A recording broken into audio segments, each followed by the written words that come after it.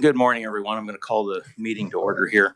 We're missing a few people, but we do have a quorum, so we start at 9 o'clock, and that's what I'd like to get going on. To open it up, I'd like to ask, is there any bill introductions from anyone? Not seeing any. Okay, moving right along. You guys should have the minutes from earlier in the week. So I don't know if you've had a chance to look them over, but I'm entertaining a motion to approve the minutes from anybody. So moved. Say it again with the microphones on, please. Second. So Emil Bergquist first. Yeah. Casey O'Halbison second. So all in favor? Aye. Okay. Let the minutes reflect. Anybody opposed? I didn't hear anybody. So no opposed. Thank you, sir. Before we get into the presentations, we've got the KCC, Kansas Corporation Commission here today, and we've got some from the Kansas Power Alliance. But before we jump in with the KCC, I'd like to ask Nick Myers from the Revisor's Office just to give us a little real high-level KCC 101 that we went through a year ago. And I will turn the floor over to him.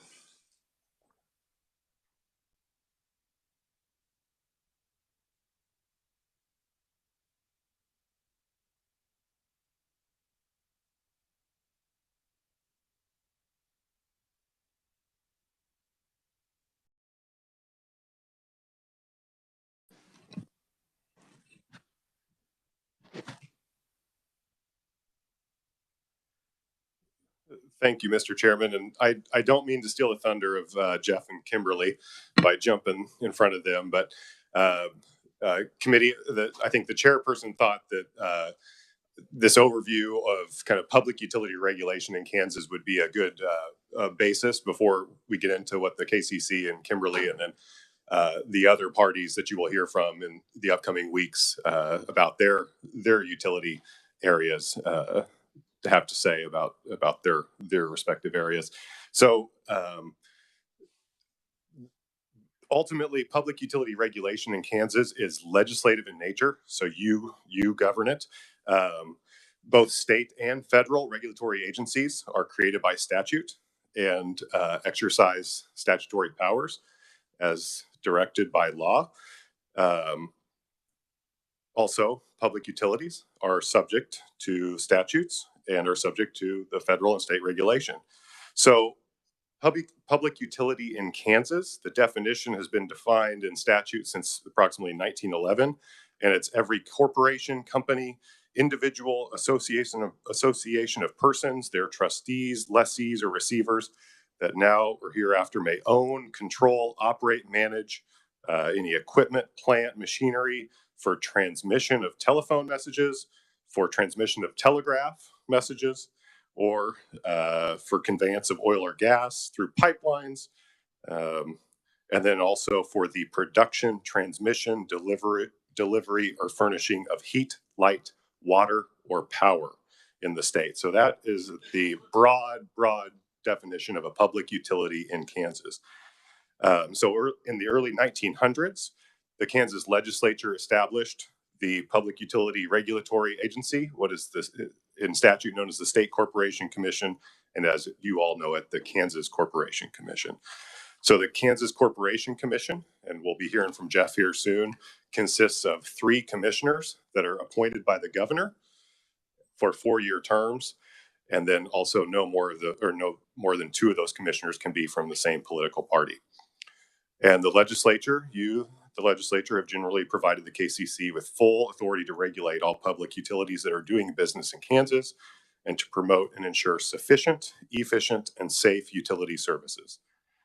Though pursuant to state law, not every public utility operating in Kansas is subject to complete jurisdiction and oversight of the Kansas Corporation Commission. So just generally, the state is broken up into certified utility territories, and this is under the Retail Electric Suppliers Act, and you'll hear the term RESA. And as I said, this breaks up the state into electric public utility territories, and each utility operating within that territory has exclusive right to the provision of electric service. And then within each such territory, the KCC is only authorized to certify one public utility to provide that electric service.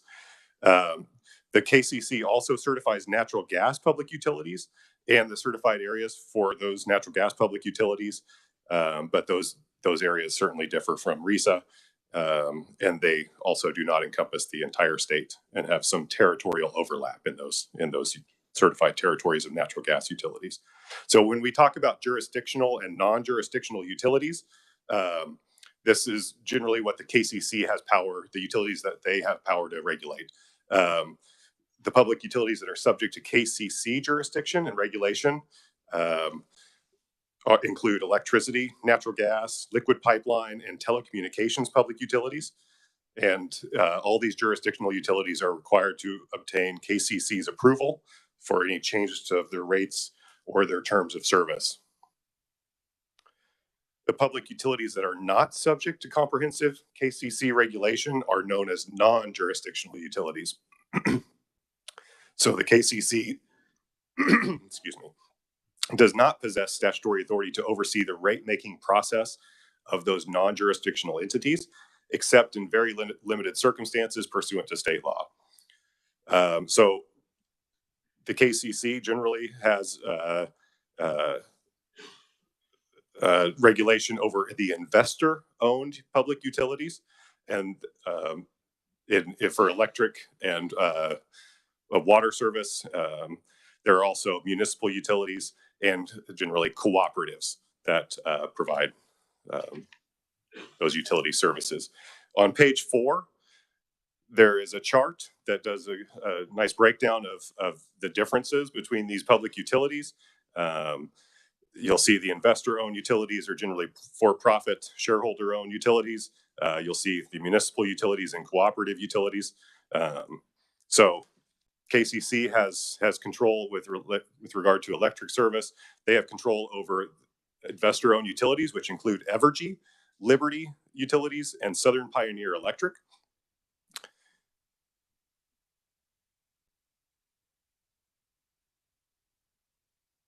So if one of these jurisdictional utilities desires to increase its rates or modify its terms of service, they have to go to the KCC for that approval.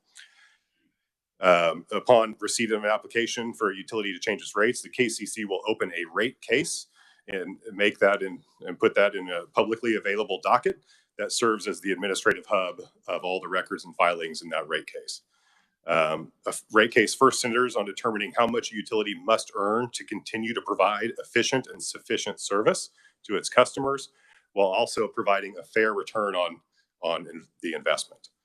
The next step of a rate case is designing rates to efficiently and equitably collect that amount from the utility's various customer classes. So collect the amount of the rate base from the various customer classes.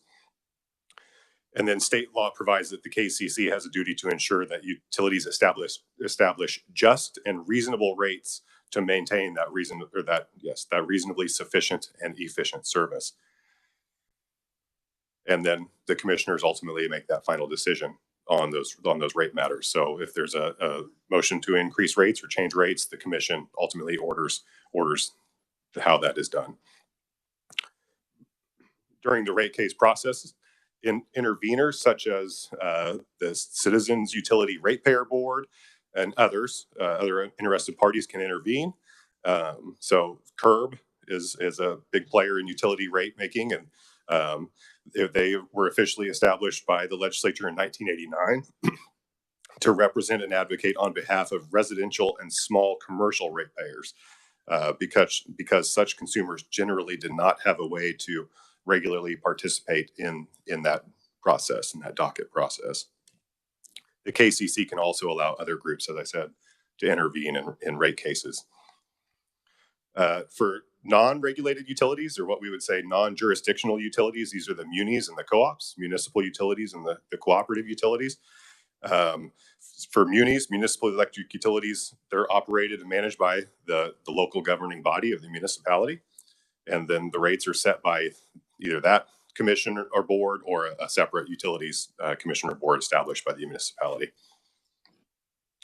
So you probably heard of the Kansas City BPU, Garden City Electric, Gardner Utilities, and McPherson BPU are some of the larger municipality utilities operating in the state. Co-ops are similar to municipalities, operated by a governing body. They're outside KCC jurisdiction generally.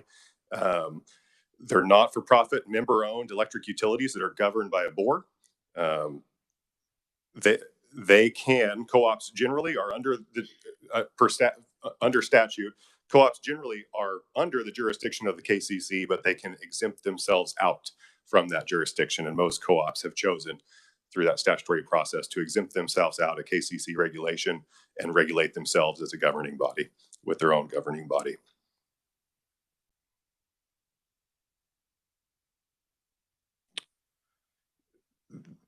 That kind of generally covers our three different utilities structures for electricity utilities in Kansas. I've got some stuff in this memo about how transmission line siting is done and the oversight there, where federal comes into play, FERC comes into play, a little bit about the Southwest Power Pool and how that regional transmission organization factors into our utility structure in Kansas and the region. And then natural gas public utilities are a little different. The KCC regulates a certain amount of natural gas public utilities. Generally, they're those investor-owned utility for-profit corporations. So Atmos Energy, Black Hills, Kansas Gas Service, Amarillo, American Energies, those are KCC utilities. And then the non-regulated, again, are the munis and the co-ops that are providing that natural gas service under those muni and co-op boards. Again, memo kind of covers some other items with regard to federal jurisdiction, but just generally, you think KCC has jurisdiction over the investor-owned munis. Co-ops have their own regulation.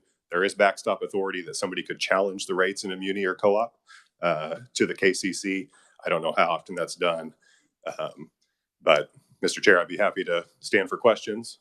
Okay. Normally, I would open the floor to see if we have questions for you, but where we've got the KCC going right now, I don't want to, I'm hoping we didn't take any of their wind away, but I just wanted a high-level overview, and any questions you might have on this, I think we'll just see if we can get the KCC to answer it directly. So thank you for your presentation, Nick. And next up, Jeff McClanahan, Director of KCC. I appreciate you coming over on the cold winter day, and welcome to the committee. Well, thank you for having me, Chair Deppeldinger, and members of the committee. Thank you for the opportunity to appear this morning. My name is Jeff McClanahan. I'm the Director of the Utilities Division for the Kansas Corporation Commission. I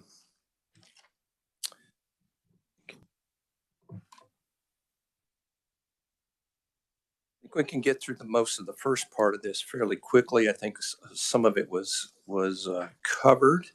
So structure and organization, as was mentioned, we've got three commissioners are currently Dwight D. Keene, Susan Duffy, and Andrew J. French. Dwight Keene is our chair currently.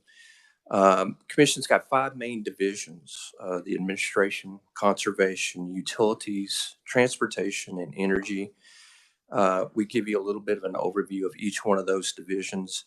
Our administrative division does include our litigation counsel that represents staff, as well as general counsel section that represents the commissioners. And we've got public affairs, human resources, information technology, docket management, and physical and support services. We've got our conservation division. Most of you probably heard of them, that regulate our oil and gas. Our energy division, which deals with energy conservation and energy efficiency, and in our transportation division. On the last slide on the division overview there, I think We've gone through what's not regulated there. So getting to the utilities division overview, within the utilities division, there's 4 sections. So we have an accounting and financial analysis section. Many of you have seen Justin Grady. He's the section head for that section, and they have a staff size of about 12 right now. We have an economics and rate section with a staff size of 2. We have an energy operations and pipeline safety with a current size of about 12 currently, and a telecommunications section with a staff size of approximately 5. So our workload, we work on about 600 to 700 dockets per year. We participate in Southwest Power Pool. They have numerous work groups, task forces that we monitor. Our Commissioner Andrew French is the Regional State Committee representative to the SPP. That RSC committee has authority over cost allocations primarily. And then we have a staff representative that is on a cost allocation working group, which is a subset of the RSC that deals with the technical issues that are referred over to the RSC committee and Commissioner French. We also provide the commissioners with some informal information on current affairs and current issues. We draft memos and reports and recommendations on various dockets, and then we file pre-filed testimony and appear at hearings in support of our positions in various dockets. We assist our legal and general counsel in drafting pleadings and orders when they need some technical advice on the issues for them. We provide some technical support for our public affairs and consumer protection division as well. For informal complaints, we'll look at those, and sometimes those complaints go to formal, and then that's a docketed matter that we'll review. A lot of times that's on meter issues, for example, where they believe that the meter's been misread, and we'll investigate that for them. Our pipeline safety division ensures compliance with natural gas on-call and electric safety requirements. We provide assistance and information to the governor's office, obviously the legislature and other entities that request that assistance. We participate or attend various organizations related to the utilities. So as I mentioned, Southwest Power Pool, NARUC is the National Association of Regulatory Utility Commissioners. FERC, we monitor FERC and FCC activities, and we participate fairly heavily in FERC activities on behalf of all Kansans. So a lot on the gas side in terms when interstate pipelines file for rate increases, we'll intervene if that pipeline crosses Kansas and affects Kansas. PHMSA is our Pipeline Hazardous Material Safety Association, subset of DOE that provides grant money for the pipeline safety portion of what we do. And NAPSR is the National Association of Pipeline Safety Regulators. So we're involved in all of those organizations. So getting a little more specific on our accounting and finance section, some of the things that they address. So obviously rate cases, within that rate case, their primary duties are revenue requirement determination, which effectively means how much revenue does the utility need to cover its costs and earn a fair return for its shareholders. They also do class cost of service analysis, which is taking the revenue requirement determination and then spreading that out amongst each of the classes. So a class would be residential, business, industrial, and providing that analysis. They also do the tariffs associated with those rate cases, or not all tariffs are directly a rate-related tariff, but any tariffs they deal with as well. Mergers and acquisitions, financial transactions, financial investigations, general investigations. We have a work group for Southwest Power Pool that has about 7 or 8 of us involved in that. And so Justin's section participates in that SPP work group. So that's an internal work group, not directly related to a SPP work group. They do integrated resource program review. That's for Evergy. We have an integrated resource program with them. They do hedging and gas purchasing programs, review of surcharges and automatic adjustment clauses, annual reports, annual reviews, and Kansas Universal Service Fund audits on the telecommunications side when there's a request for additional KUSF funds. So our economics and rates section, they do weather normalization, which is to normalize weather in a rate case. You don't want to set rates. Rates are set based on volumetric sales, and you don't want a really hot or cold year to skew the results of what the utility is receiving. So they normalize that weather through a regression analysis. They also perform benefit cost analysis for us. Load forecasting, they're a part of the integrated resource program review as well. And then on the rate design side, that's the final sort of rate design. They take the class cost of service that the accounting and finance section does, use that as a guideline, and then massage that to come up with the final rates for each tariff, or each class, I'm sorry. So our energy operations section is combined with the next slide with pipeline safety. That's Leo Haynes, who's our chief engineer. He has responsibility for both of those. So it's one section, but sort of two separate areas. So under the energy operations piece, they do the heavy lifting on transmission line siting. They're also involved in the Southwest Power Pool. They do wire stringing applications. So even though, as was mentioned, we have a lot of utilities, co-ops, and munis that are non-jurisdictional to us, they're still subject to wire stringing rules to the KCC, which are primarily safety related. They do a lot of the certificate work, so changes in boundaries for utilities. Utilities can trade territory, and we approve that and map that. We issue transmission rights only certificates. So if a utility is crossing another utility's service territory, they can do that as long as they're not serving retail in that territory. They just need a right of way to get through there. And so we'll issue a certificate for transmission service only within that territory. Certify new utilities, and then we keep JIS mapping on all of this. They do generation surveys as well, so load forecasts, so what's load and supply look like moving forward. They're responsible for the emergency management responsibilities that we have, as well as cybersecurity.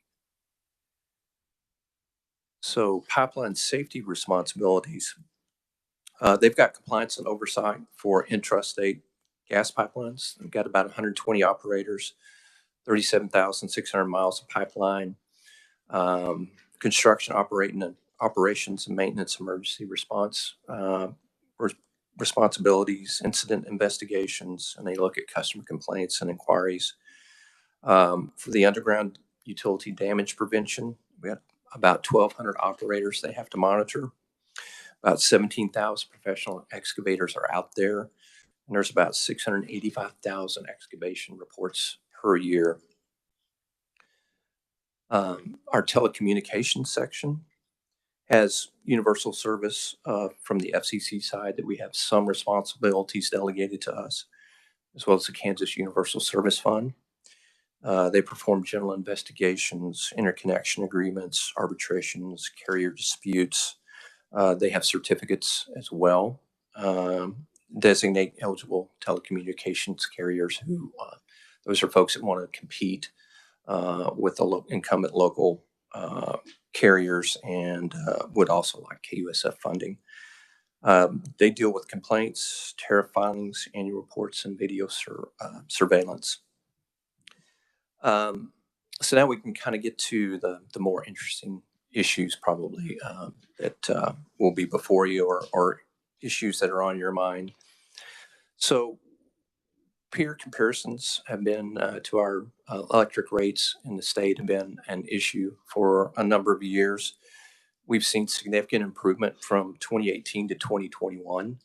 Now, bear in mind, it's through 2021. So in 2022, we saw high natural gas prices. So across the country, we've seen increases in both natural gas LDC rates and electric rates. Kansas has fared better in that than a lot of our peer companies, because our peer utilities, because some of them are very heavily reliant on natural gas generation. So that's really hit them hard. We've seen some 30, 40, 50% increases in some of the surrounding states. So high natural gas prices that I just mentioned are a major concern and a factor in driving increases across the country. Generation resource adequacy is another issue that's really popped up in the last 6 months or so. I mean, it's been something that's been on the KCC staff's mind for a while. And we're going to have a series of work studies coming up later this month that will start bringing in some experts to gather additional information on resource adequacy. So what's transpiring is as new variable renewable resources have continued to increase their penetration and resource portfolios. At the same time, a lot of aging gas and coal plants across the country, and even nuclear in other parts of the country, have retired and continue to retire. And so that's weighting heavier to the renewable resources. And so that's creating some reserve margin concerns on the part of the National Electric Reliability Corporation, who oversees the national grid and the reliability of that grid. They're a subset of FERC. And so SPP, for example, this summer has moved to increasing the reserve margin from 12% to 15%. So reserve margin, just for clarity, is utilities peak. And then they want additional load generation capacity above that. So that's what a reserve margin is. So we've moved from 12% to 15% beginning this summer. There's some waivers in there because some utilities will be slightly below that or below it. So they'll need a little bit of time to line up some capacity. The other major change that's taking place is SPP has moved from sort of a net capacity output of each generator. So they'll test the generator and see how much actual energy it can provide at a point in time. And then they assume that amount's available. And so that counts towards that reserve margin. But it doesn't take into effect or to account, outages, those types of things. And so when you get into an extreme weather event, like we saw with Winter Storm Uri and some of the other winter storms we're seeing, or storms, that you're going to lose some of your generators. They're going to go offline for one reason or another. And so, given that, they're moving to a performance-based accreditation. So they're going to look back historically over a 4 or 5 year period and see what the performance of those generators are on an individual basis, and determine an accreditation for that, and then that will count towards that reserve margin. So that's tightening the reserve margins in the SPP footprint, and like I said, we'll be looking at that to kind of get a feel for where we need to move forward, and decisions that'll come before us, like potentially off of unit retirements for coal or gas units, and the need potentially for additional natural gas units. So those will be issues we'll be looking at. Inflation and supply chain issues are also a major issue right now. Obviously, inflation puts upward pressure on your capital cost, also puts upward pressure on your operation maintenance costs, your labor costs. And so that, coupled with supply chain issues, just limited supply, that also increases prices. So while our utilities have capital budgets, capital expenditure plans, execution on some of that may be dependent on supply chain. So, for example, Evergy had intentions of putting in a tranche of solar a year or so ago, and they had to cancel that given all of the solar import issues, supply chain issues, uncertainty and costs. So we'll see how that bears out as we move forward, how the supply chain issues get straightened out over time.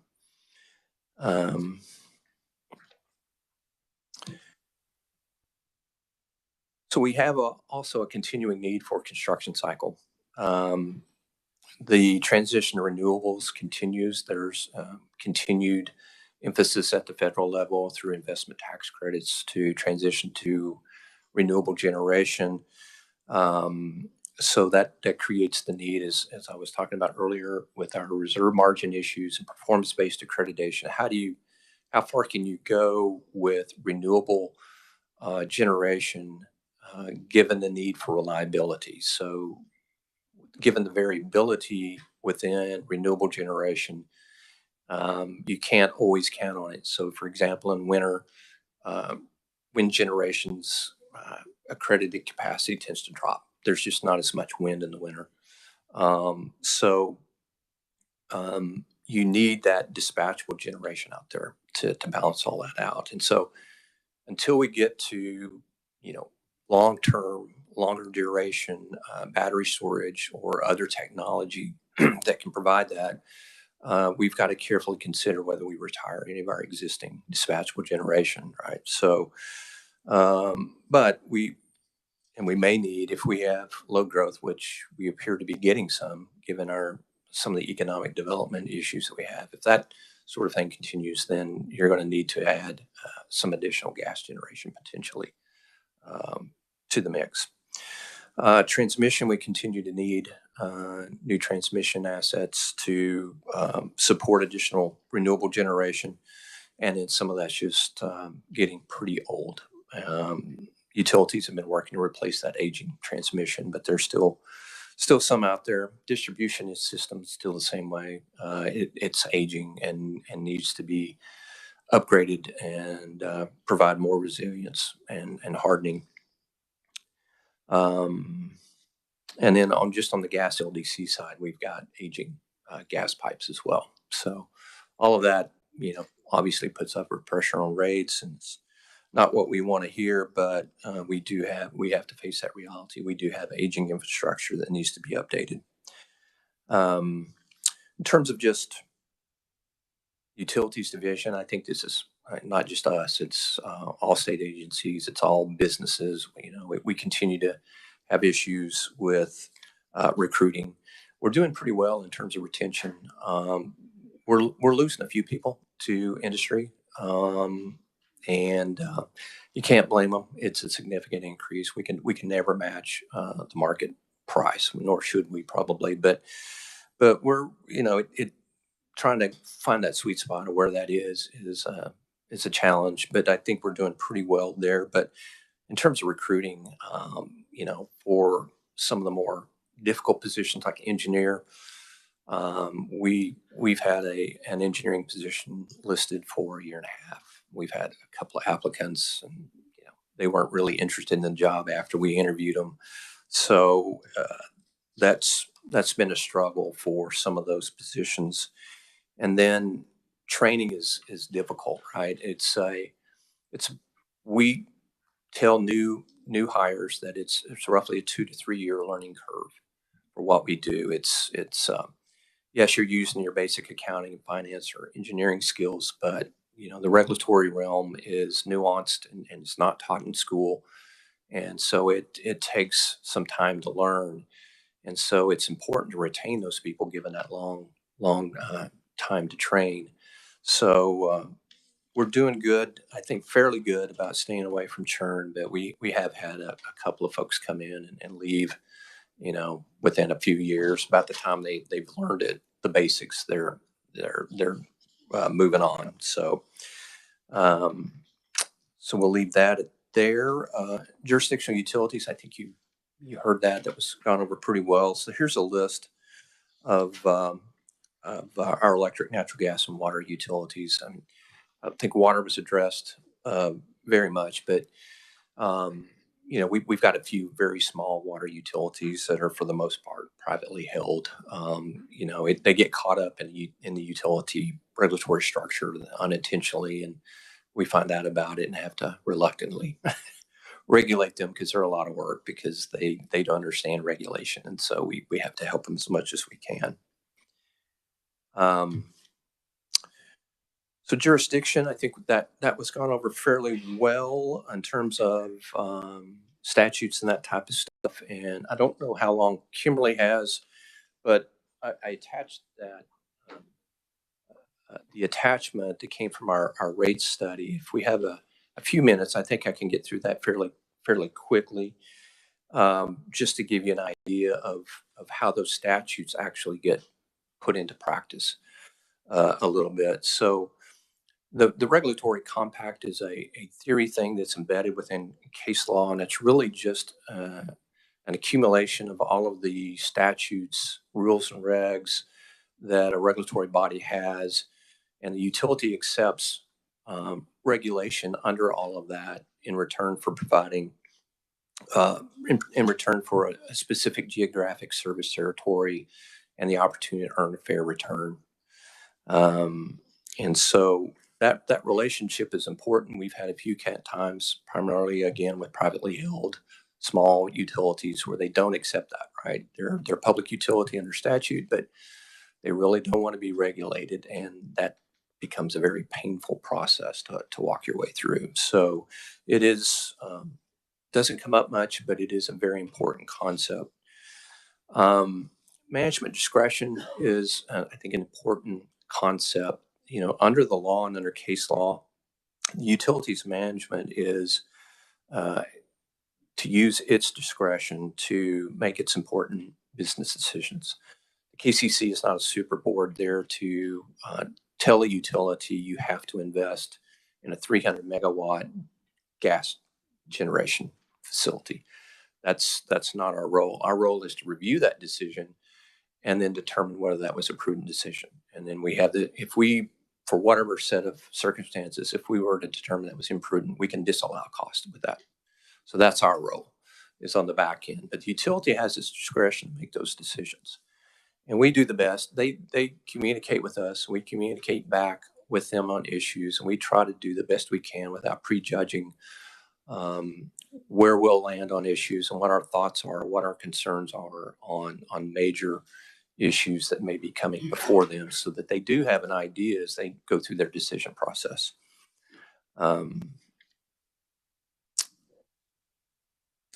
So reasonable management is also presumed. You know, they are charged with providing efficient and sufficient service, and so we assume that they're going to be prudent in what they're doing until we find otherwise. So, in other words, it's not a knockdown drag out where we don't believe a utilities management knows anything about what they're doing and everything's wrong.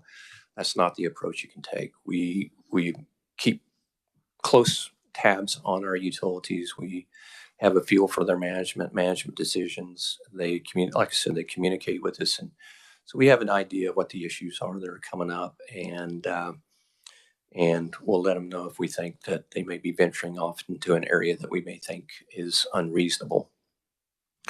So statutory provisions, case law, you know, as was mentioned, utilities to provide safe and reasonably priced service as a part of 66101B, establishing those just and reasonable rates and providing that efficient, sufficient service. Kansas courts have interpreted that to mean that the KCC is to balance the interests of utilities investors versus the ratepayers, present ratepayers versus future ratepayers, and evaluate the public interest. Rates should be set within a zone of reasonableness. So you're going to have some gray areas, you're going to have some disagreements, and the commission's going to evaluate everything in between there and determine where the appropriate decision should be. So while some of that balancing may sound like we're just going to split things 50-50 or down the middle, that's not the way things work. It's rare that a commission will just split the difference on an adjustment in a rate case, say. It's harder to support, and generally one side or the other has made a more compelling case, and so they'll be Solomon in that case and make that decision about which side's going to win on there when they're balancing those interests. So the balancing of interest is sort of a broader perspective. And that's the way rate setting tends to be looked at by the courts is we're not going to get into all your discrete decisions, but overall, did you balance the interest and did you make a prudent decision, commission, in the way you adjudicated this case? That was, if I could ask, could Sure. I possibly cut you off? I'm just watching Okay. the clock and Yeah, I think that should. I don't mean to cut it short by any means. Yeah, I think that'll get us there. Yeah. Would like to open the floor if anybody has any questions for him for a few minutes here. And we've already got Mr. Carmichael, please. Thank you, Mr. Chairman. I'll try to be quick and succinct. I brought with me 3 questions this morning, and pursuant to your request, I'd like to ask 2 of them, Mr. McClanahan. The first of those questions is that some of us are becoming increasingly concerned that KCC has become too deferential to independently owned utilities and is not really, in fact, protecting ratepayer and citizens' interests. It being a creature of statute, could we expand statutorily the KCC in a fashion somewhat similar to the Kansas State Board of Education, provide for regional representation, and make the KCC members accountable to the public at the polls? Could we do that through statutes, Mr. McClanahan? You can, certainly. There are elected commissions. Good. I take a little bit of umbrage, frankly, I figured you with the would. assertion that we rubber stamp things. I think the utilities would tell you that's definitely not the case. Time is limited. Okay, fine.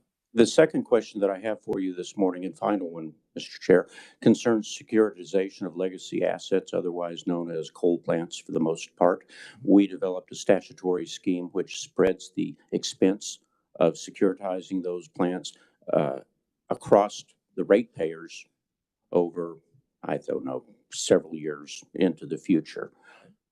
Could we turn that scheme on its head and instead place the cost of securitization upon the independently owned utilities, the IOUs, shareholders, instead of their ratepayers? Could we do that statutorily?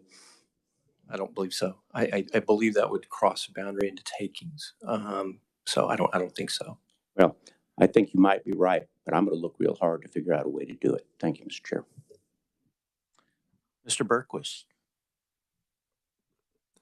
Pretty intense question. As I added up a number of the different tasks you have and how many people in those tasks, about how many employees do you have working directly for full-time for the KCC?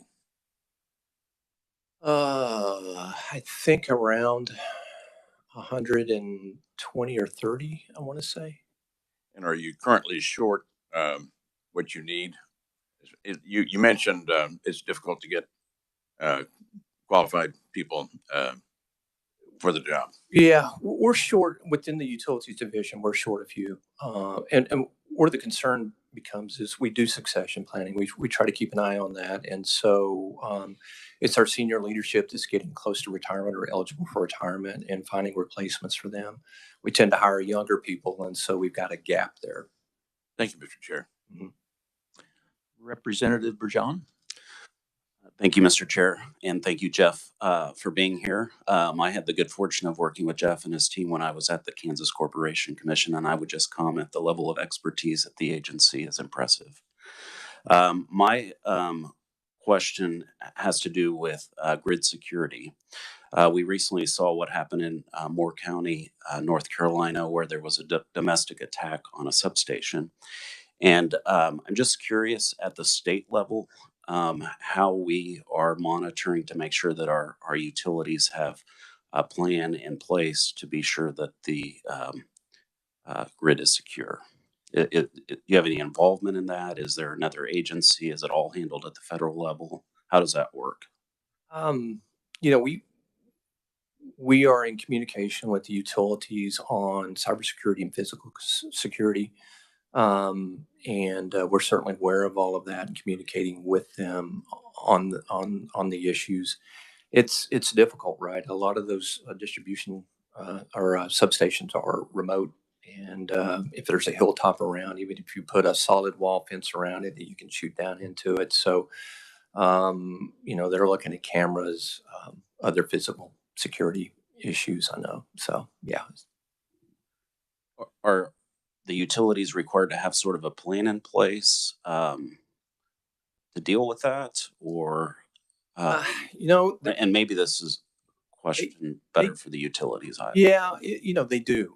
They definitely do. In terms of requirements, they have National Electric Reliability Council, cybersecurity, and a lot of those have been guidelines in the past, but they're moving to requirements now. So I'm not sure where it is as well in that phase between a requirement or a guideline now, but yes, they have plans in place. Yeah. Okay. Representative Shriver? Thank you, Mr. Chairman. And Representative Bourgeon's question was one of mine, but the second one was related to, can you kind of briefly describe integrated resource planning? Sure. So, excuse me. So integrated resource planning is the utilities modeling efforts to forecast forward their expected load, so growth in sales, EV vehicles, that type of thing, and then evaluate their generation resources and determine what sort of generation resources they may need in the future. We try to expand that into transmission and distribution as well, but it's a very complicated modeling process. There are a lot of variables. You know, fuel costs are going in there. How much demand response you're going to get, how much energy efficiency you're going to get. So it's very complicated. There's a lot of forecasting, but it's a forward look to try to balance out and ensure that you have sufficient capacity and energy as you move forward through time. Mr. Representative Hobson, please. Thank you, Mr. Chairman. Thank you very much for your testimony. Thank you for being here. Couple of questions. Number one, is the State Energy Office under the KCC Yeah, we have an energy division. Yes, sir. division? Okay. And can you share some information in regards to what the State Energy Office is doing in response to the federal legislation with respect to pass the IRA bill? So I know that they're working on the IIJA bill grant applications. The guidelines for the IRA are not out yet. I know they're transitioning to look at that, but they've got to deal with some of the previous deadlines coming up on grant applications for the IIJA. But they're keenly aware of it. I know we're looking at participating in that as fully as we can. And it's also my understanding that those dollars are coming from the federal level actually flows through the Energy Office. And it's also we're going to make sure that the Energy Office is actually prepared for that. Is that my understanding?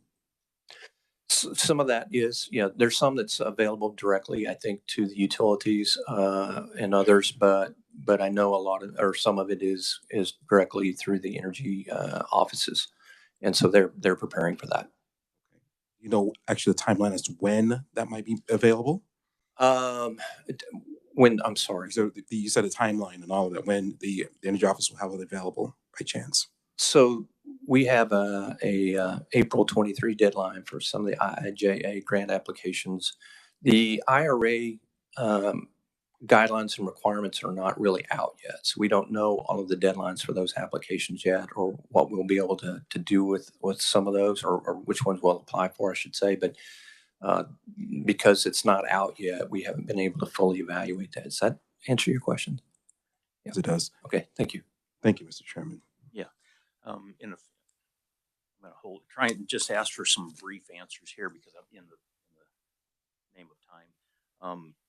Currently, we've got the pipeline issue going on. It's on.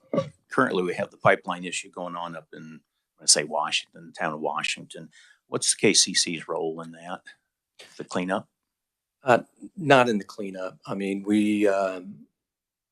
I think we're aware of it. I think our folks were up there briefly, but it's mostly an EPA, excuse me, and DOE issue at this point. On the telecommunications side, Universal Service Fund, I believe that's traditionally been tied to landlines. Is that a correct statement? Yes, it is for high cost loops. loop support. So the infrastructure supporting those local lines. Yes, sir. But the actual money coming in, I think isn't it a fee on landlines? And if so, I'm just curious. Well, it's not just on landlines. It's on other. It can be on VoIP, for example. We've expanded to VoIP and other charges. Right. Okay. So is Yeah. it declining substantially with all of the wireless telephones? Well, the Universal Service Fund is getting modified to a broadband fund, more or less, and our Universal Service Fund is capped at 30 million. So, but local lines, to your point, are continuing to decline, and are getting fairly small. Next question. This is going to be really kind of sound like it's off the Yeah. unrelated, but it is. When you talked about difficult to recruit and just the employee side, is Capers 3 hurting you guys versus what we've been on 1 and 2? It's a good question. I don't have a good feel for it. And I know that, we used to, when we had Capers 1, we certainly brought that forward in the recruiting process that, hey, you've got a pension and full pension and all that. But, we don't really bring that up too much anymore. So I don't know. Okay. And then just the follow-up, would like to ask, could we schedule a time to have KCC, whether you or someone else come back, and let's just start diving into KCC's roles in electric rates and the various trends around the state, surrounding states. Yeah, I meant to mention that when I went through that briefly, that certainly Justin would be more than willing to come down and go through the peer rate comparisons for you. Yeah. With that, I appreciate you being here. Thank you. I Sorry, appreciate it. Cut you a little short. But, oh, no, that's okay. And next up, we've got Kimberly Savati. If you'd like to introduce yourself and whoever is with you, feel free to take it away. Thank you. Thank you, Mr. Chairman. Good morning, committee. My name is Kimberly Ginsher-Swati, and I just have to start by saying that a friend of mine, when we got to do the introductions on Tuesday, did the closed captioning, took a screenshot of how closed captioning translated my last name. And I have ridiculous last names, Ginsher and Swati, but it translated Ginsher as to gangster Swati. So just think of me going forward as Kimberly Gangster Swati, which I thought was pretty hilarious because if you know me, I'm definitely not a gangster. But I appreciate the opportunity to be here before you this morning. And I have brought my partner, Dr. Jay Kalbas, and I'm going to skip over quite a bit of the things that I was going to talk about that was going to kind of tee up this broader conversation. But since Dr. Kalbas is here with us, we really wanted to get in to the hydrogen conversation. So if it's okay with you, perhaps at some other point, I could come back and give you the 1, 2, 3, because now we're going to leap to like step 10. I appreciate your flexibility. So absolutely make sure you've got as much time as you need. And I'm really excited to everybody. I'm truly excited about what you're going to bring up with the hydrogen. We have had numerous phone calls throughout the summer, and I appreciate your help on it all the way. Absolutely. Well, we're really glad to get to be here. So couple of things, though. There were some questions about security and cybersecurity. We did a forum yesterday in Gardner with Evergy and Gardner Utilities and Kansas Gas Service, and we talked a lot about cybersecurity and physical security. And so we're going to host what we're going to call energy hours weekly on Tuesdays. They're just lunch and learns for you all. All legislators, you're invited. We're going to start on the 24th, and that's one of our first topics is physical security and cybersecurity. We're going to talk about the Fusion Center and the role of that in NERC and FERC and the utilities compliance. And so great conversation there. We're also going to talk, Casey, about IRA. I've spent as much time on hydrogen as I have on IRA and the other federal funding opportunities that are out there. I'm on the infrastructure hub for the state. And we do have an unbelievable amount of funding that is directed toward the state, but part of that is also a match program. So we have to really get out and work with folks to make sure that we are participating in this grant program that then does require a match. So this is a big deal. $3.8 billion is headed to the state of Kansas in these funds. And then that's through IIJA, and then through IRA is just a complete transformation of kind of the whole energy sector from a federal initiative standpoint. So we're spending a tremendous amount of time on that. And Josh Swati, my business partner and husband, we're going around the state with great frequency, talking to communities, cities, and counties about how IRA funding might be available, IIJ funding is available. That also a bunch of stuff is going to be built in your districts and your communities. And the building process can be a little bit uncomfortable at times, whether it's new road, new transmission, new energy resource. And so we are a resource to you all. That's a little bit of the information I was going to talk to you all about this morning. We're going to skip over kind of all of the wind, solar, battery storage information. I have some handouts for you all that we're going to go through, and I would like to come back and talk with you about that, because Jeff McClanahan did bring up some really good points, things that we're working on with them as it relates to transmission and resource adequacy. We have the western half of the state, a large chunk of all of our renewable energy resources are stranded, and they're only able to produce a fraction of the time. So they could absolutely produce, but we can't produce because we don't have the transmission in place anymore. The grid is overloaded and it's taking too long to get new projects to fruition. So we can talk more about that. We can talk about costs, and I would like to spend some time with you all on that. But you'll see me wearing two hats here. I do represent all the Kansas municipal utilities, electric owned, natural gas.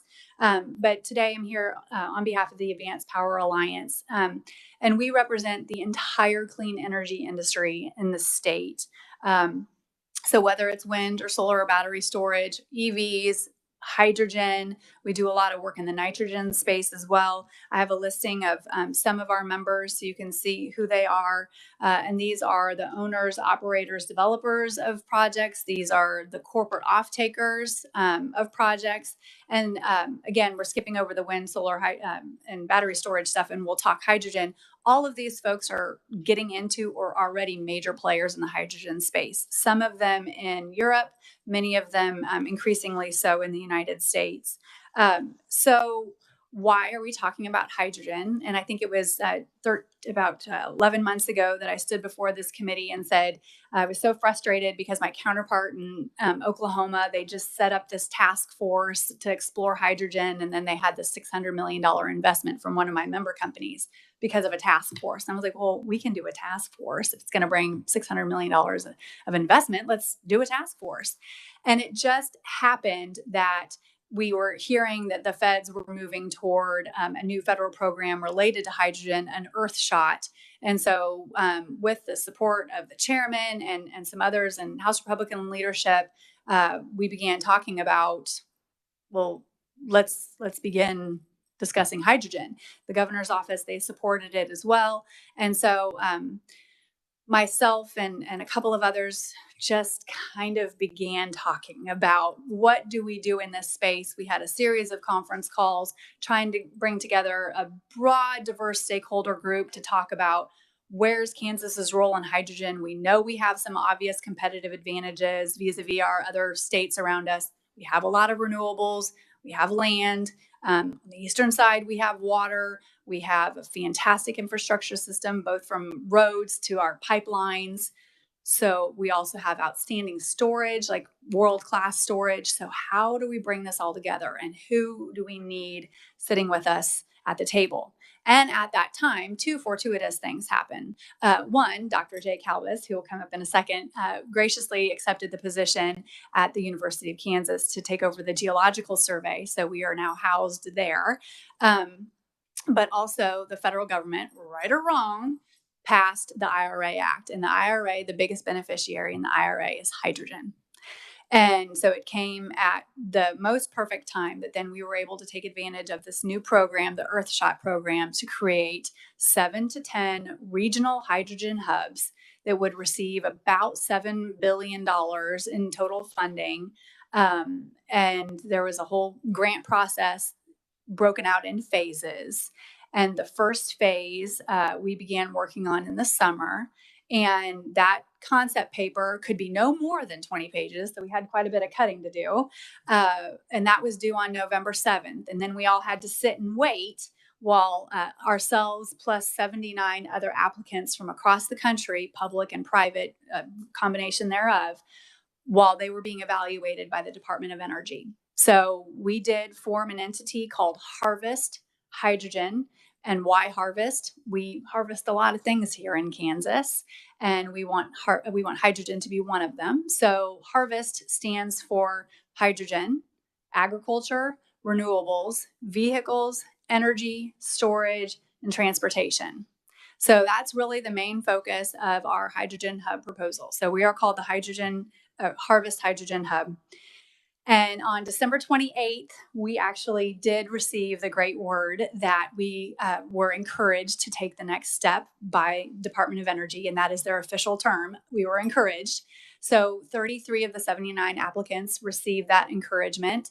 And now we move from a 20-page, incredibly scientific, detailed concept paper to a 150-page, robust, very detailed scientific paper that spends a lot of time going over community benefits and economic growth. And so it's not just about bringing this energy industry to our state and to our region. It's also about who benefits from it, how, the types of jobs, making sure that communities are, we don't find ourselves in a situation that we found ourselves in 100 years ago when we did all of the mining and then we left a bit of an environmental disaster that we had to clean up thereafter. So it's also spending a lot of time making sure that we're being very proactive and making sure that this industry truly is beneficial all around. So with that, I'm going to ask Dr. Calvis to come up, and he's going to walk us all through the components of our concept paper. We're going to take questions, and I've definitely told him he's super scientific. So we're going to try not to get down too far into the weeds. So with that, Dr. Calvis. Thank you. Mr. Chairman, thank you. Committee members, thank you very much. I'm going to give a presentation. It'll be a little bit technical. And so what I'll try to do is keep us up to date on the slides so that we have kind of reference points in the view graphs. So I'm on this page here. Thank you so much.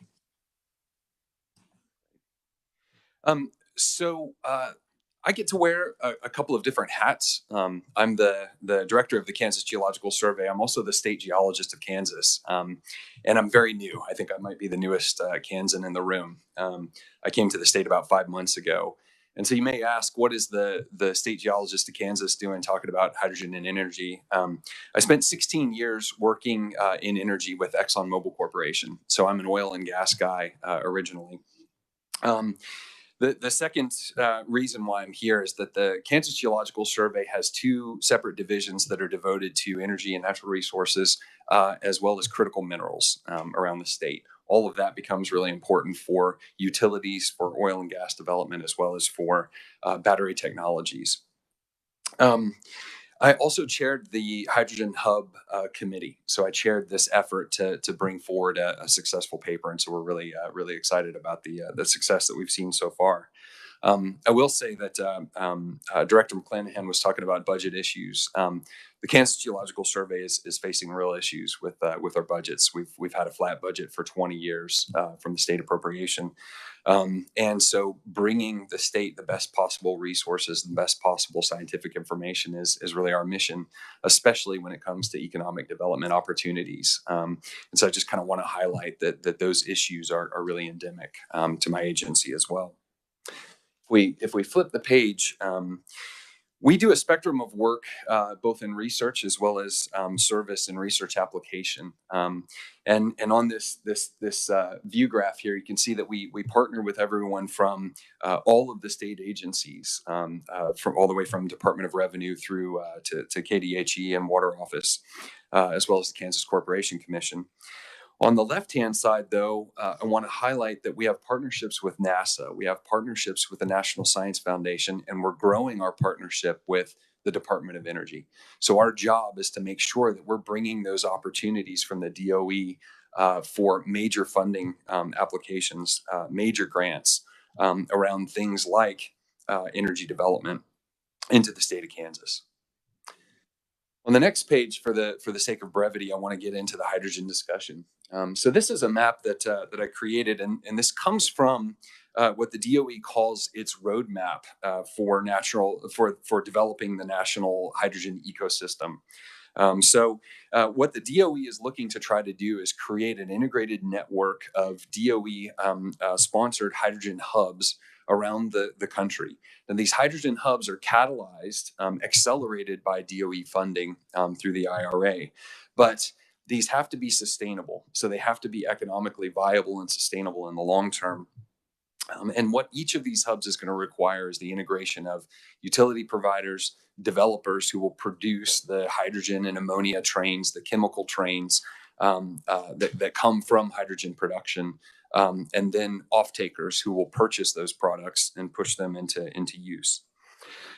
Kansas, as we have talked about in our position paper to the DOE, Kansas sits at the geographical and agricultural center of the country. And there's no reason why Kansas shouldn't be the center of the country's hydrogen hub network. Kansas has two really distinctive strategic advantages in hydrogen. The first advantage is a very well integrated and diverse electrical generation system, especially nuclear, especially wind, and especially solar in this case, from a hydrogen production perspective. Those energy sources allow offtake to offset production like hydrogen. We also have a robust oil and gas network, oil and gas producers system within the state. Natural gas is a part of the equation for hydrogen production. It's not of interest to the DOE and the funding stream, but it is of interest in Kansas's hydrogen production. And so integrating both renewable energy sources, nuclear energy sources, as well as natural gas for hydrogen production is something that we need to be considering and working on. The other advantage that Kansas has, and I'll get into a kind of an interesting map, at least for a geologist, that describes this, is Kansas has prolific salt deposits. And what we've proposed to the Department of Energy is that salt is a robust and proven storage mechanism. It's a storage medium in the subsurface for hydrogen. And there's no reason why Kansas can't become a national strategic hydrogen reserve, kind of like the Gulf Coast is for petroleum products. The advantages to Kansans from hydrogen economy development. Number one, it's just rote economic opportunity and economic development. So we're talking about a project that in essence will create investments of around $6 billion, much of that coming from outside of the state and coming into the state. The second impact is community impact, and a considerable focus of our position paper really comes to how do we engage with communities in two-way communication to talk about development opportunities and to help to answer any of their questions. The third advantage to Kansans really comes in product stabilization. So the opportunity to produce anhydrous ammonia that becomes impactful for fertilizing our fields and impactful for our agricultural industry, we can produce that from the hydrogen flow streams that we're proposing in our positions. So that's going to help to stabilize both supply and stabilize prices. I'll flip the page. This is the Department of Energy's Swiss Army knife diagram for hydrogen. So what this does, and it's obviously it's a pretty busy diagram, but what this does is it shows that you can take electrical energy, you can use that electrical energy to electrolyze water. So take water molecules and split them into oxygen and hydrogen. And then you can use that hydrogen for an array of different offtake exercises. You can use it for heat as a high temperature heat source. You can use hydrogen in arrays of chemical processes, both cement manufacturing to produce clinker. You can use hydrogen to produce complex organic compounds, and you can use complex organic compounds like methanol and ethanol. You can use hydrogen. It's used in the refining flow stream to take sulfur out of petroleum products. So it's a critical input to refiners. And then importantly, you can use hydrogen to make anhydrous ammonia. So you combine it in a process with nitrogen to produce anhydrous ammonia. We're a net importer of anhydrous ammonia, again, for our agricultural community. And so this provides a way to, or mechanism to produce anhydrous here in the state of Kansas in greater quantities and from more diverse sources. The next view graph shows a little bit about the ammonia production process, and I don't really want to, for the sake of time, I don't really want to get into too much detail about this, but it's really a simple process of using electrical energy to create hydrogen, using electrical energy transmission to separate nitrogen out of the air. You smash the two together and you get NH3, you get ammonia. A range of different things that we can use with ammonia, not only fertilizers, but also it can be used as a transport media for hydrogen. So turn hydrogen into ammonia, transport it, and then crack it later and get the hydrogen back out. Ammonia prices have spiked. That's impacted all of us, and through what we do in agriculture. That's a real concern to us. So prices spiked to north of $1,000 per ton in the past year. Normally, the price of anhydrous would be around $300 a ton. And so stabilizing that price, again, with proximal production becomes an attractive element of this business. The next one. So this gets into geology, and this is where I have to be really careful not to drone on and on because it's Kansas is really exciting. It's why I'm here.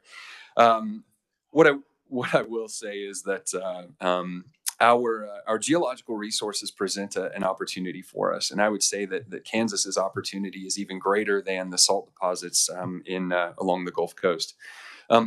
Salt, naturally occurring salt, occurs in beds, and it can also occur in plumes. It can also move. It's squishy, like toothpaste. A picture of salt from a core, one of the cores that we house at the Kansas Geological Survey. This is a 6-inch core. This is what it looks like. So it's this gray material. It's important because it has extremely low porosity and extremely low permeability.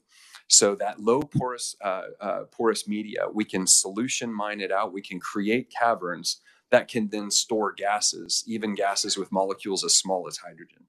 So it becomes the perfect storage media for hydrogen. And hydrogen is ubiquitously known as a difficult molecule to store at the surface. You have to refrigerate it in massively expensive tanks. So salt storage becomes a real advantage for us in the state of Kansas. I want to get geeky for just a minute and talk about the math. So a typical storage site in Kansas, for example, around Hutchinson, could house around 100 caverns. These are solution mined caverns. So we take fresh water, we inject it into the salt, and we manufacture a storage void. These storage voids vary in size from about 35 to about just south of 500,000 barrels of void space. And by barrels, I mean like petroleum barrels. Those void spaces can be pressurized. We call it a huff and puff process. So when you want to get gas out of the void space, you lower the pressure. When you want to put gas into the void space, you increase the pressure just a little bit. An operating pressure would be around 500 pounds per square inch. And that's for shallowly occurring salts. And I'll show you a map in a second that shows that our Kansas salt goes deep, and that provides another advantage because it gives you a greater pressure in the void space itself. The exciting part is that we can store between 10 and 120 million cubic feet of compressed hydrogen per storage void. And when you kind of do the calculation all the way through, even in relatively shallow salt, that equates to something on the order of 14,000 tons of hydrogen storage capacity at a single site. We can store megatons of hydrogen in sites when you think of all of the storage space possible in Kansas. And the next map shows an isopack map that the Kansas Geological Survey developed. So darker blues on this map show thicker salt, as thick as 1,000 feet thick. And that presents the opportunity to create many different caverns within a small space. The void spaces, the salt itself, that body is shallow near Hutchinson. It actually goes to the surface and is gone when you go to the east. When you go to the west towards southwestern Kansas, that salt both thickens and it dives down in the subsurface. Again, that provides different opportunities for us in different parts of Kansas. Okay. I'll stop talking about salt and geology, and I'll get on to energy production. The next slide, yes, this slide here shows a map that we created. I know that this too is a busy map, but it's a figure from the position paper that we developed. What this shows is 3 very distinctive regions in Kansas and 4 production sites that we proposed as ideal for hydrogen production. In southeastern Kansas, so southeastern part of the state along the Missouri border, we define opportunities to offtake nuclear energy, co-locate hydrogen production trains and ammonia production trains with that energy to minimize transport distances and electrical transmission build-outs. And we have the opportunity there to produce both hydrogen as well as copious amounts of anhydrous ammonia. An advantage of working in southeastern Kansas is that there are other offtake opportunities. So there are refining plants, there are cement plants, as well as the ammonia sales themselves. In northeastern Kansas, sort of in this technology corridor, I'll call it, from Manhattan all the way through to Kansas City, we've proposed the options, the possibilities to produce hydrogen and anhydrous ammonia co-located with some of our coal-fired power plants. So those locations, those water rights become important as options for production and offtake of hydrogen and ammonia. In southwestern Kansas and central Kansas, we've talked about ideal locations at numerous spots, some near Wichita, potentially taking advantage of sites like the Gordon Evans site. Farther north towards Hutchinson, we have the ability to both produce electrical energy or offtake electrical energy interconnects, take advantage of those interconnects, and produce hydrogen and ammonia co-located with storage possibilities, co-located with that subsurface storage and salt. Similar story for Dodge. The concept development timeline, of course, I don't want to get into any detail about this Gantt chart, but what it does show is that these 3 different regions with 4 different production facilities will require a lot of time and work to do the concept development, to do the engineering work, the front-end engineering design, to do the final investment decisions, and then to get on into construction. So it's very much a phased development. The exciting thing, though, is that in our initial study, we think that we can get to construction and development in the 2026 to 2027 timeframe. And that presents a real acceleration that's consistent with the DOE's interests in these types of hubs. So it's the ability to accelerate, the ability to take advantage of Kansas's array of electrical generation opportunities that really presents, again, a distinctive advantage for the state of Kansas.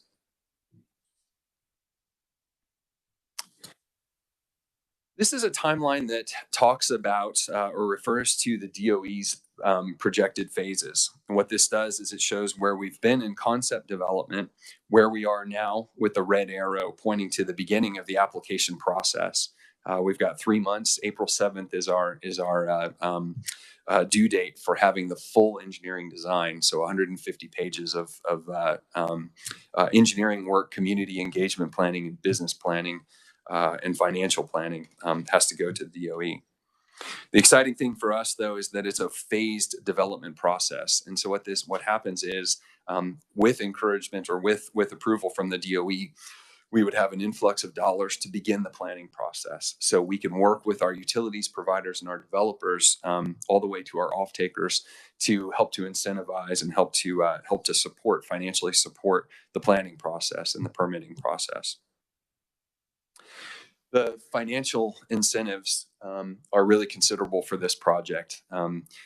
So using the 1-for-1 match, the 50% match from the Department of Energy really helps us to achieve a much more favorable price, a price offtake or a break-even price for the products that we can make. So again, that's going to catalyze development, starting it up quickly, allowing it to sustain itself, and then creating a positive and sustainable rate of return for the producers of Kansas.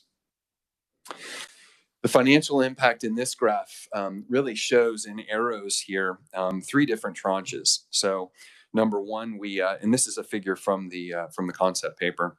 In total, the project should attract around $6 billion in total investment with full development at these 4 sites. There's investment for new wind and solar electrical transmission conceptualized here in the position paper. There are considerable investments in hydrogen and ammonia production facilities, in pipeline facilities, in subsurface storage facilities, so those salt facilities that I'm referring to. And then finally, and very importantly, for community engagement and workforce development. That's a really significant one that we're all paying considerable attention to. So millions of dollars for communities and for workforce development. Again, in aggregate, we foresee a $1.2 billion matching grant coming from the Department of Energy, and then that would be matched with 1.2 from private industries who will come to the table and be at the forefront of this development. You want to take the next one? No, that'd be great. Let's tag team. So just in the interest of time, following up, this is what Jay and I are living and breathing and have been for many, many months. But as you know, this is, as hopefully you can see, this is a transformational opportunity for our state. But we're talking about a phased-in approach to really developing this industry. We are reaching out to, right now, it's largely Jay, myself, and Tricia Bergman, who's an associate chancellor at the University of Kansas, that are working on this. But we're reaching out to lots of different stakeholders. We're having a planning summit on January 30th. Either here in Topeka, we're working on, either here or in Lawrence, we're working on some logistics there. The reason why we're giving this presentation to you now in early January and not in March, when this probably seems more like a March presentation when things are a little slower, is because time is of the essence. We have to submit our concept paper on April 7th. It is 150 pages long, and it has to be extremely detailed. That requires an investment. So we've kind of been chugging along. We've got some foundation money to help us do our first phase. That is done and out. So now we are seeking an investment of $650,000. We will go to private industry to make that ask. We're going to different foundations to make that ask. That is small potatoes in comparison to what some of the other hubs we know of, some of the other applications, what they're asking for. They're in the millions for preparation of their application. We are trying to do this largely in-house and through the resources of the University of Kansas and our other Regents institutions, which is why our price tag is a little lower. And we're also Kansans, so we kind of just tend to roll up our sleeves and, go out and do things.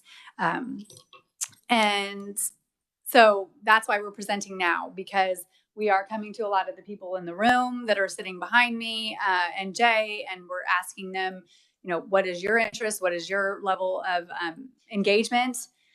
And not only just in facilitating the application process, but in actually helping develop the industry. And a lot of the folks in this room are talking with us. And so we're very excited about that.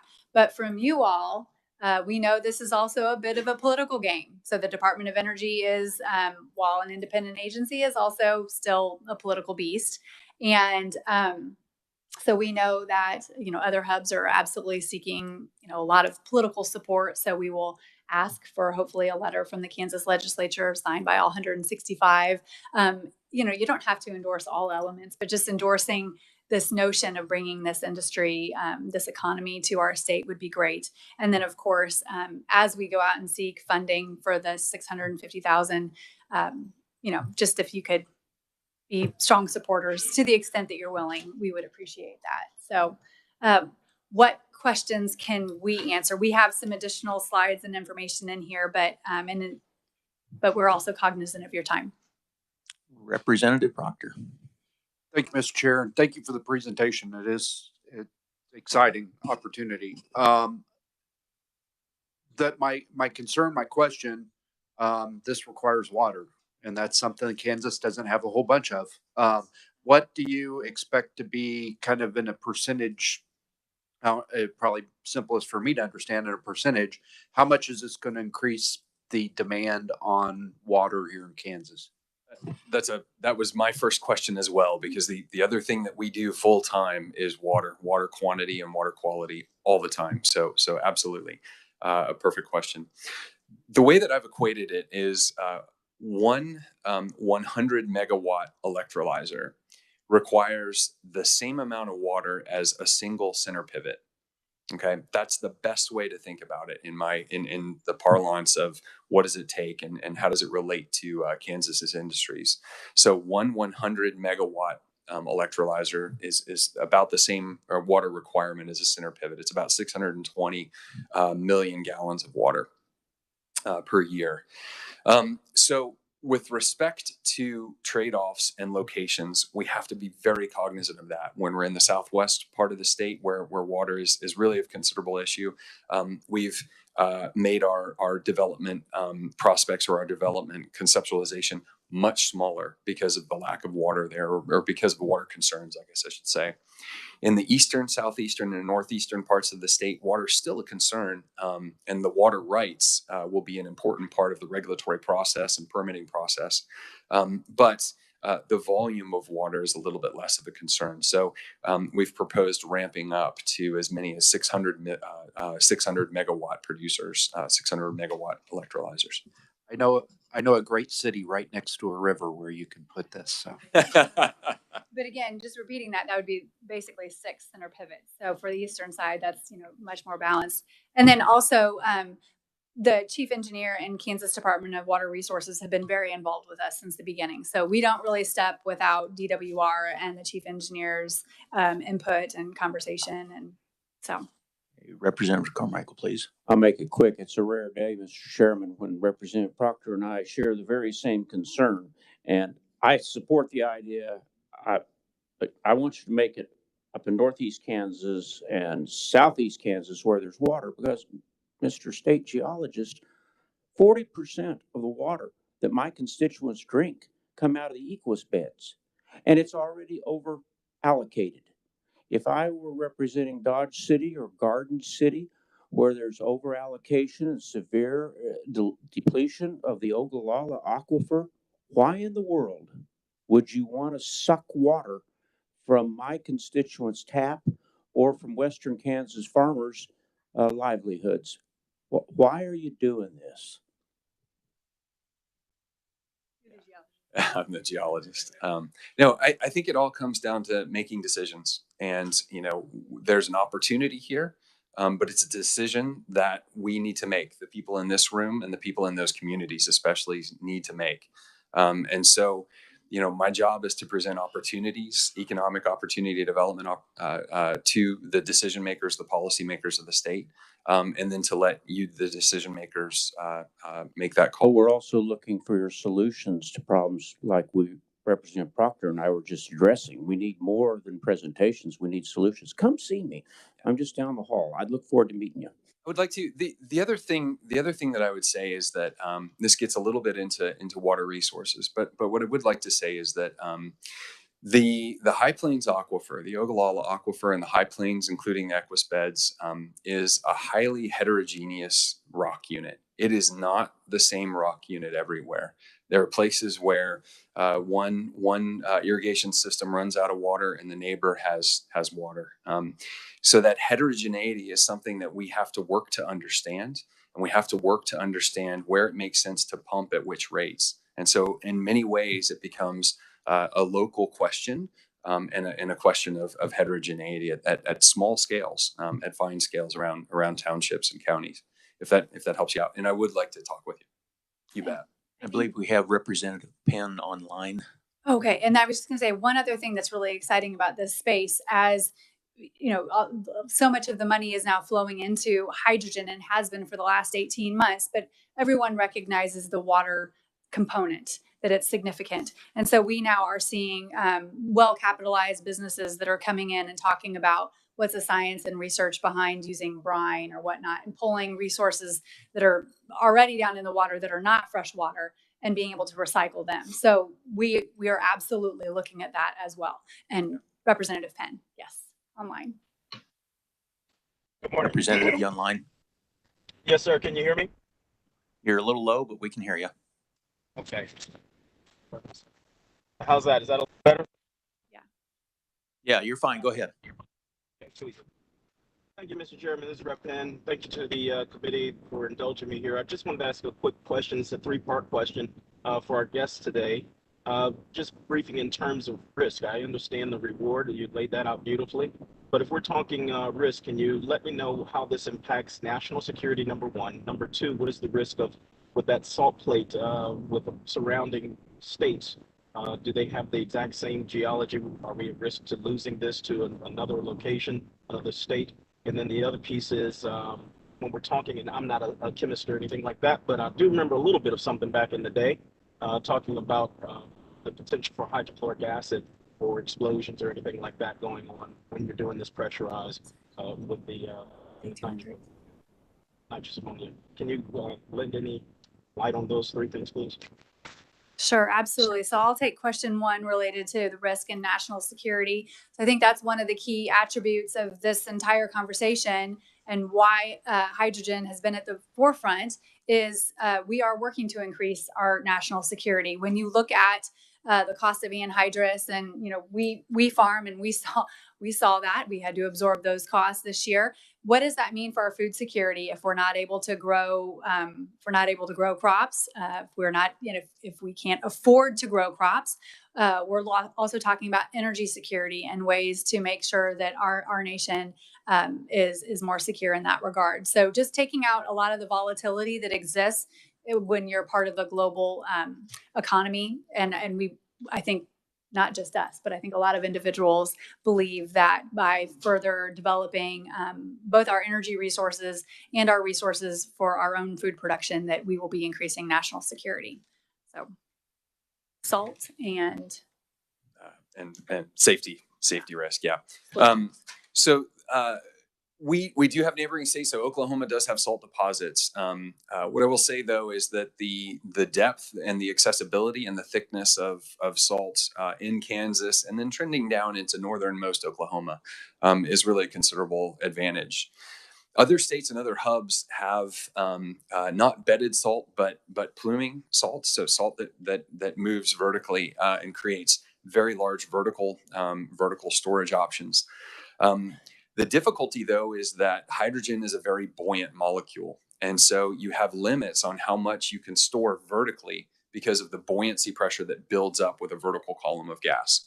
And so that's a limiting factor, I would say, on salt plumes or salt diapirs, we call them in industry. The other advantage, I would say, is that because we have bedded salt, it's not moved around and squished a bunch. And so we have much greater predictability of what the geology is, what the inner beds are. And that gets into a conversation about the security risks or the safety risks associated with storing hydrogen. The first risk I'd say is making sure that you have seal, making sure that the cavern is a sealed void space. And so the first thing that you do is you make sure that you're manufacturing in a void space that you understand the geology. So it takes geological characterization to make sure that there aren't what we call thief beds that intersect into the void that you're mining out. And so that takes careful work. It takes analysis for sure. The second, I think, question was about the chemistry of storing hydrogen and whether there's explosive risk. What I would say is anytime you're handling hydrogen, it absolutely is an explosive molecule. The Hindenburg is what most people think about. We're really good at handling hydrogen, though. We know how to move it in pipelines. We know how to move volatile materials in pipelines as well as in trucks. And so being able to store this, in fact, in Europe, there are working salt caverns that store hydrogen. It's a real focus of national energy labs as well as the Salt Mining Research Institute. So we really see hydrogen as a way forward for bedded salts and the manufacturers who are interested in it. We've got a number of storage companies in discussion, and actually recycling of water becomes a really important part of that. Is we can do loop processes where we're using water that's part of their salt manufacture process and recycle that back into the hydrogen production process. So there are some options. There are some opportunities that we need to be considerate about. The one thing that I would say, though, is that storage of any volatile material has to be carefully monitored, and it has to be done away from human inhabitants. And so this is not something that you would put in the middle of the city. This is something that you have to be really considerate about where you put it. We're running a little over. I'm going to allow one more question, and I've got one. And if anybody needs to go, I apologize, but I understand. So, Representative Smith, you have a question? Thank you, Mr. Chair. You know, I received this about a month ago or two in the mail, and it talks about, 47.6% of all the energy in Kansas is by wind and solar. And it really surprised me. I didn't realize we were that strong. A simple question. I'm pretty green. I drive my wife crazy because I'm really green. And it says, please ask us about blade recycling. Last year, they told us when a blade would break, they'd chop it up and put it in the landfill.